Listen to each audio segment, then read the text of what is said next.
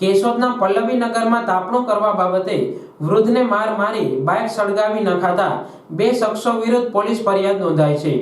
આ અંગે મળતી વિગત મુજબ કેશોદ ગ્રીન પાર્ક પલ્લવીનગરમાં રહેતા પ્રેમગર ત્રિકમગર મેઘનાથી નામના વૃદ્ધે પોલીસમાં આપેલી ફરિયાદમાં જણાવ્યું કે પોતાના ઘરની આગળ તાપણાના કારણે કાળી મસ જામી ગઈ હોય, હાજર લોકો વચ્ચે અહીંયા તાપણું કોણે કર્યું તેમ કહી બાદમાં તે ઘરમાં જતા રહ્યા હતા। તેવામાં બારીના કાચ તોડવા પથ્થરમારો થતા તે ઘરની બહાર નીકળતા 2 શખ્સો તેમના ઘરની બારીના કાચ ઉપર પથ્થરના ઘા કરી તોડી રહ્યા હતા।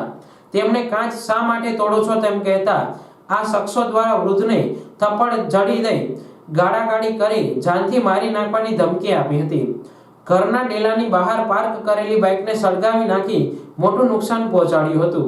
આથી મકાન માલિક વૃદ્ધે પોલીસને ફરિયાદ આપતા પોલીસે કપિલ હાજા સિંધલ, શૈલેષ સોલંકી નામના 2 શખ્સો વિરુદ્ધ કાચ તોડી 500 જેવી રકમ અને બાઇક સળગાવી નાખી 20,000 જેવી કિંમતનું નુકસાન કરી ગાળાગાળી અને મારી નાખવાની ધમકી સહિતની કલમ હેઠળ ફરિયાદ નોંધી આરોપીને ઝડપી પાડવા સહિતની તપાસ હાથ ધરી છે।